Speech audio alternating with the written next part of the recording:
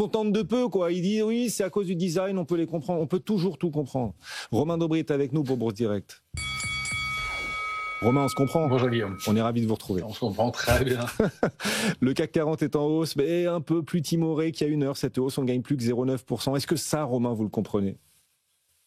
Mais je le comprends, je le regarde et je l'observe en tout cas. Ce que je constate aussi, c'est que sur le DAX, on est en hausse d'1,75% à l'ouverture et qu'on est repassé négatif. Ça n'est pas un comportement très, très solide. Est-ce qu'on n'est pas un peu tenté de vendre la nouvelle ? Ça reste encore très solide sur les indices américains, mais on entame une semaine technique, une semaine d'échéance des marchés dérivés du mois de mai, avec toujours ce déficit d'intérêt, donc qui se tiendra vendredi, et toujours un déficit d'intérêt sur les marchés dérivés. Je regardais sur le S&P par exemple, on a pris depuis la dernière échéance près de 10%, et le nombre de contrats futurs a baissé, lui, de près de 5%. Donc on a une divergence entre l'évolution des prix et l'entrée de grosses mains dans le marché, et ça, c'est toujours à surveiller. Pour ce qui est du ratio put-call, on est à l'équilibre sur les indices américains, tout va bien. En revanche, quand on regarde les indices Eurostoxx ou CAC 40, les ratios de couverture sont très, très, très complaisants.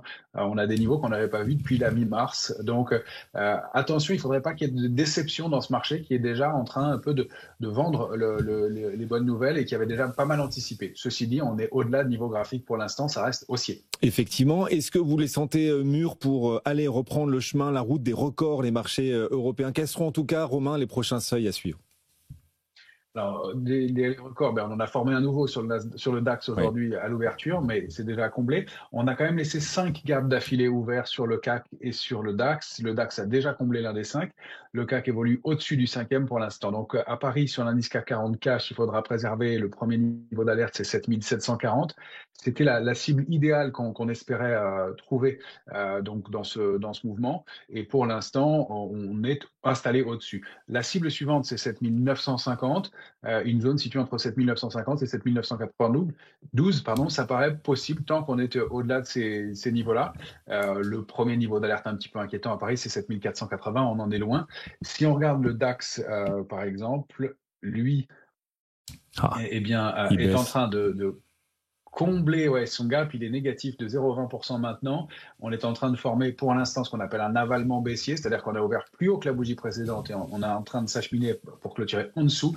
C'est 23 200 points, le premier niveau important à préserver. On a déjà comblé 2 des 5 gaps haussiers ouverts dans la dernière séquence haussière. Si on repassait 23 695 sur le DAX, on pourrait réactiver la dynamique haussière. C'est un gros palier, on l'a atteint ce matin. Pour l'instant, on patine un peu. Non mais c'est étonnant, là en direct, on est en train de vivre un essoufflement vraiment très très rapide. On gagne plus qu'1% sur le CAC 40 et le DAX est dans le rouge. Oui. Ouais, c'est assez fameux. Vous nous emmenez du côté du Brésil, Romain, avec l'index local, le Bovespa, mais il y a aussi un ETF pour suivre la tendance du marché brésilien, l'ETF Rio. Comment ça se configure techniquement en ce moment ces deux indices ?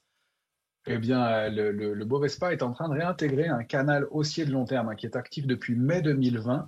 Il l'avait testé, on avait évolué un petit peu en dessous et puis on l'a réintégré. Donc, il y a effectivement un ETF qui permet de travailler cet indice brésilien dont le code est RIO, R-I-O, et le prix du produit actuellement est 18,73. On s'achemine et on s'est arrêté contre un niveau de résistance important à 19,30, mais la première cible c'est 20,50 et les extensions peuvent mener relativement rapidement à 22,25. Voilà.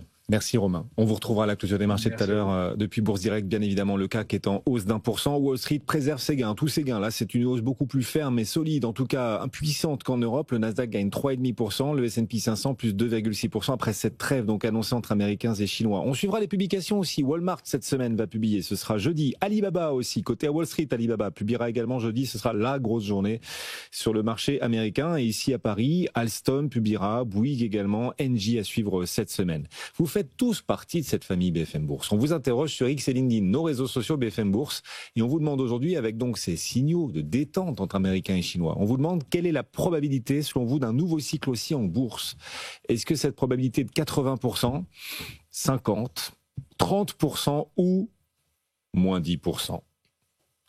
C'est la question.